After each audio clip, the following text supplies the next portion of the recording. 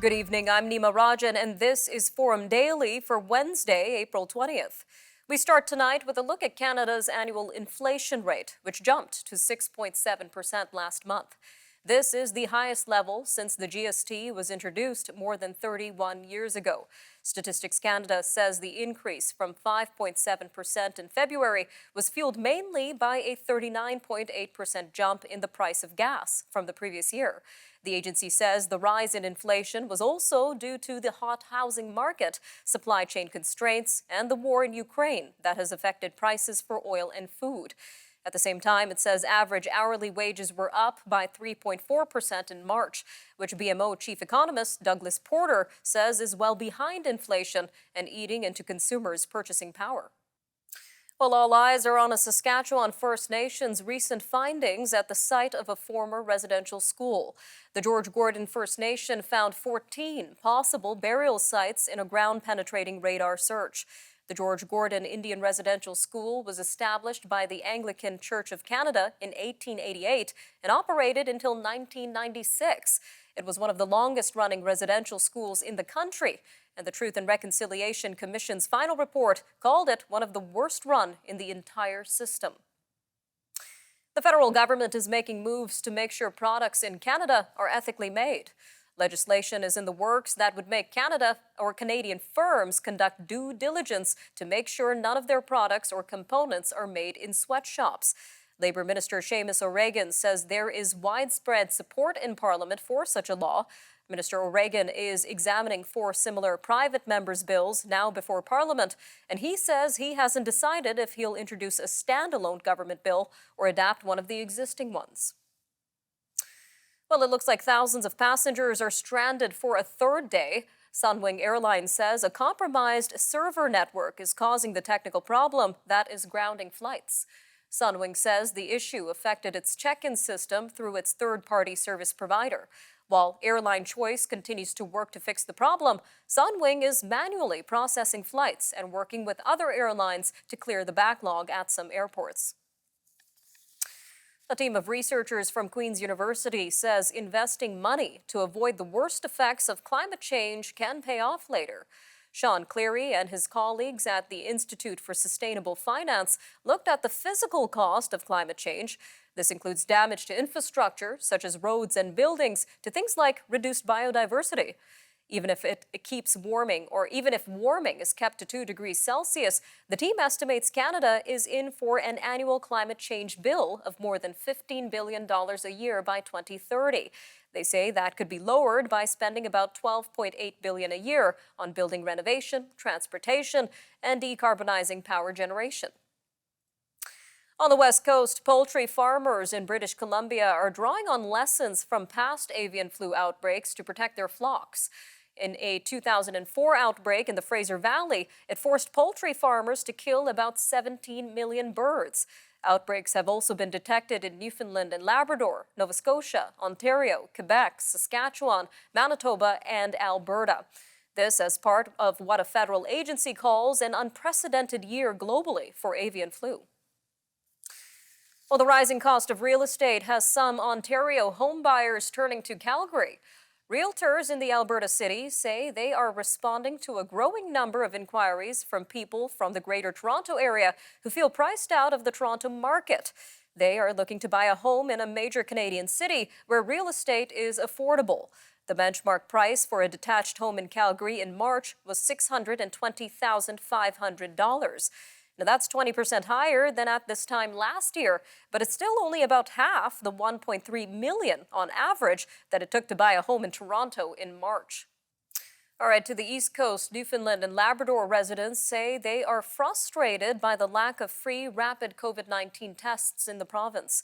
Newfoundland and Labrador has not made tests available to the public. This is unlike in the rest of Canada, where limited supplies of COVID-19 rapid tests are available at community centres, pharmacies, or government offices. The province has made free rapid test kits available only in schools, long-term care homes, congregate living settings, and for healthcare workers. But for everyone else, tests can be purchased at retail stores, and a set of 2 rapid tests can cost as much as $55. Staying on the East Coast, where a new book about the history of the Acadians in PEI is being introduced into the French curriculum across the province. The book covers 300 years of history and the evolution of the Francophone community. It was co-authored by George Arsenault and Linda Lowther. More news from around the world coming up next on Forum Daily. Stay with us.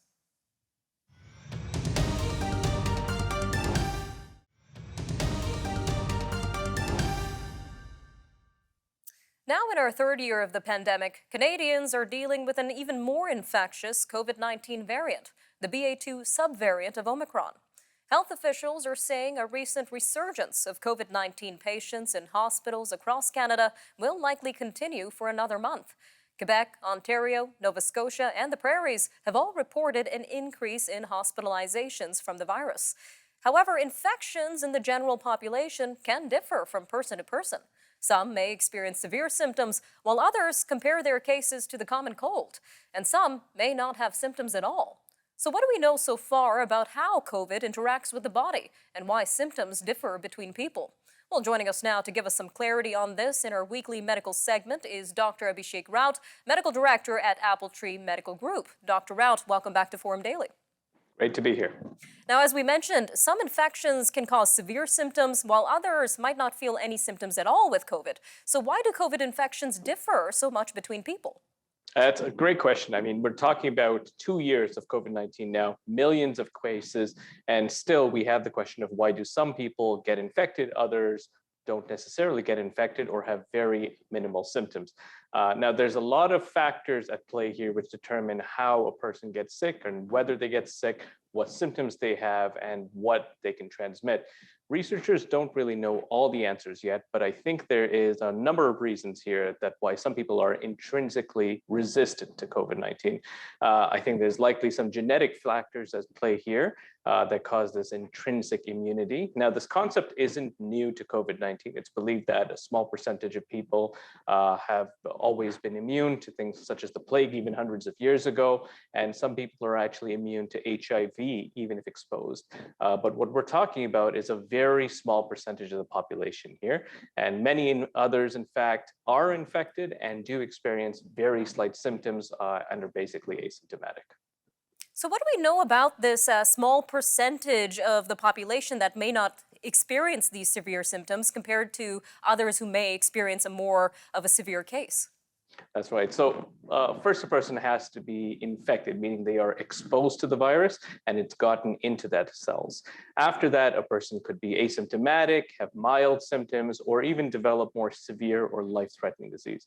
What we do know is that when a virus comes into our body, especially COVID-19, it attaches to a range of proteins on our cells. These protein connections then really start the pathway towards making us, unfortunately, sick. But the theory is that many different people have different protein variants, and some of them make them less appealing to viruses.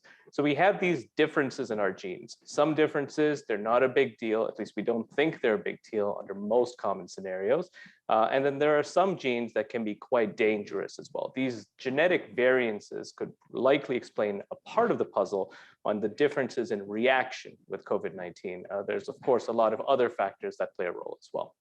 And in terms of these other factors, we hear a lot about how stress can affect the body. So are there any environmental factors such as stress or maybe a lack of healthy eating that might impact how the virus affects the body? Absolutely. I would answer that with all of the above. I think the most important feature beyond the virus itself is the person's immunity or immune status. We know that elderly people have a less robust immune system compared to young adults and children. And even though a child's immune system is not as educated compared to adults, the immune response it leans more toward what is referred to as that innate immunity, because it's already primed and activated in certain facets and can adjust rapidly. Other than that, what we do know is because children have smaller airways, this could also explain why some are being hospitalized for COVID-19, since Omicron tends to favor the upper respiratory tract rather than the lungs. All right, Dr. Ed, well, other than regular masking, sanitizing, and social distancing, what other steps can people take to improve their overall health in order to fight off this virus? Well, so age and pre-existing medical conditions are likely the highest risk factors when it comes to developing severe disease from COVID-19. Older adults, especially those over 60, make up a greater share of COVID-19 hospitalizations and deaths than younger groups. The Public Health Agency of Canada has reported that more than half of all reported cases of COVID-19 have involved those under 60, but individuals older than that make up nearly 2/3 of all hospitalizations. So a number of chronic medical conditions, such as lung and heart disease, hypertension, high blood pressure, diabetes, kidney and liver disease, all can worsen outcomes. So the ideal thing to do here is work on optimizing those medical conditions when we can, making sure the blood pressure is down, making sure the sugars are in control, which can then prevent and fight off this virus. All right, Dr. Rad, always an informative interview. Thank you again for joining us today. Thanks so much for having me. Stay with us. We'll be right back with more news from around the world only on Forum Daily. We'll be right back.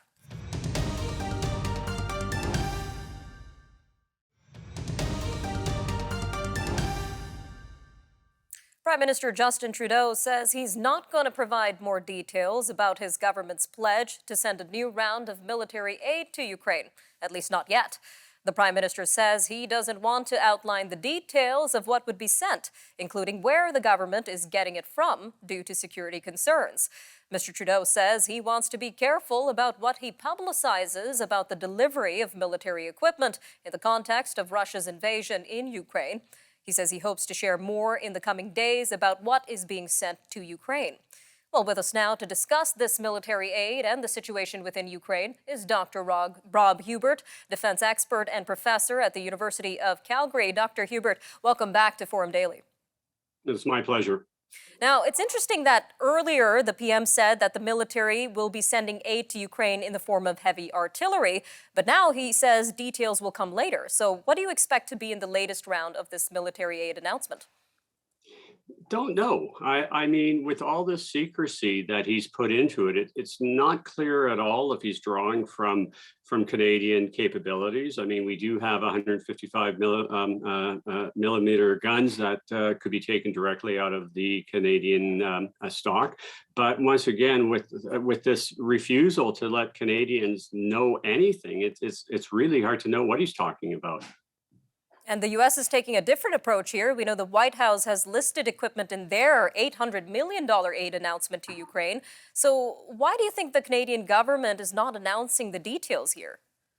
Well, there's a real possibility that he doesn't know what he's talking about, that he's trying once again just to look like he's doing something. Because when we look at the Americans, when they announced their most recent aid package, they literally listed Stingers, they listed every individual weapon system that they're giving. So this argumentation that somehow that there's a security concern just doesn't seem to hold up. We look, if the Americans really thought there was a security concern, they wouldn't be releasing it.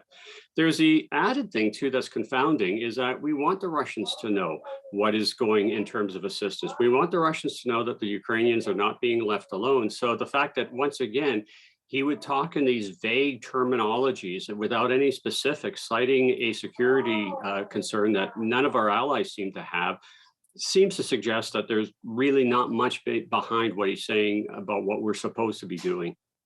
And what do we know so far about the equipment that is needed from or for the Ukrainian armed forces?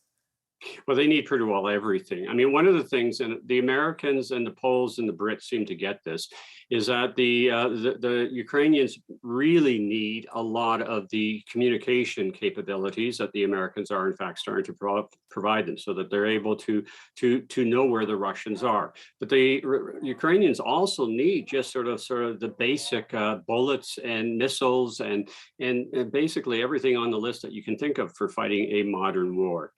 They also need replacements in terms of some of the aircraft that they've lost, some of the tanks that they've undoubtedly lost. And so it goes right across the board, to be perfectly honest.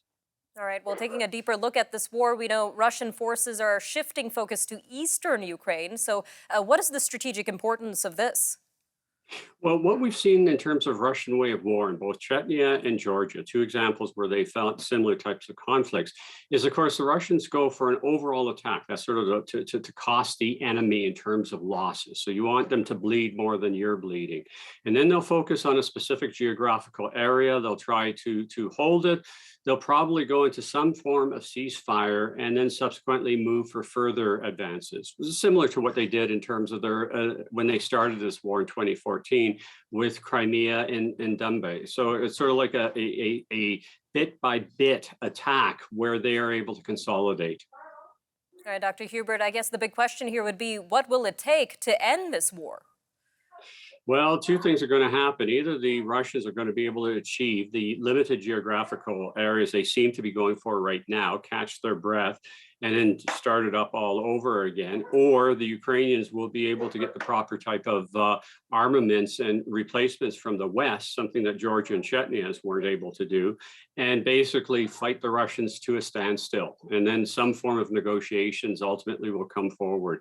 And that seems the two most likely ways that the war will end. A more dangerous way, but one that we can't rule out, of course, is that the Russians may escalate this. The Russians keep threatening to attack NATO if NATO does too much. Well, if that then happens, then the war gets resolved by literally an all-out battle between NATO and Russia. Now, it's low probability, but I don't think that it would be to our peril to pretend that that's not at least a possibility of how this is going to transpire. All right, Dr. Hubert, all eyes are on this developing situation. Thanks again for joining us today and providing some clarity. You're welcome. We'll be right back after a short break on Forum Daily.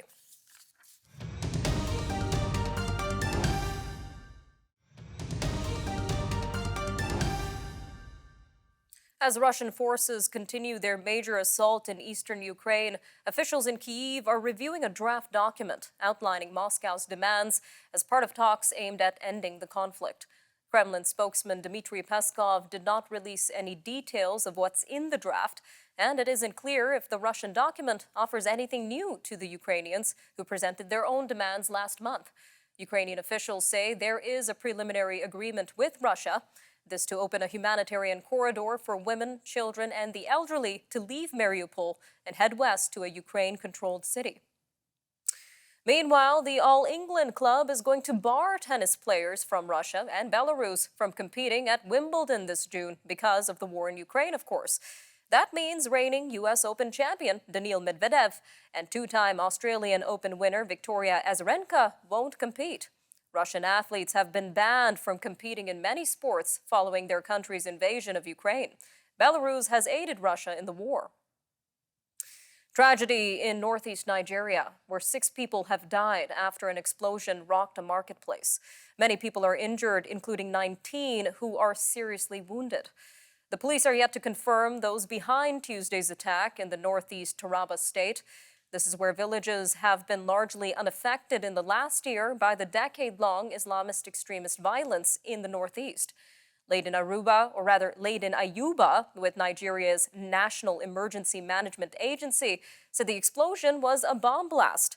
The West African nation continues to grapple with a 10-year-old insurgency. At least 35,000 have died and millions have been displaced. Moving to the U.S. now, where a poll suggests 56% of Americans still support a mask mandate on public transportation. This comes after a U.S. federal judge put the restriction on hold. The finding also comes despite opposition to the mask requirement, which included verbal abuse and physical violence against flight attendants. The U.S. Justice Department says it won't appeal the ruling unless the U.S. Centers for Disease Control and Prevention determines it's still necessary. To the east, Chinese health officials are relaxing pandemic restrictions in Shanghai and allowing 4 million more people to finally leave their homes. Most of the city's 25 million people were confined to their homes starting March 28th. This was following a surge in COVID-19 infections.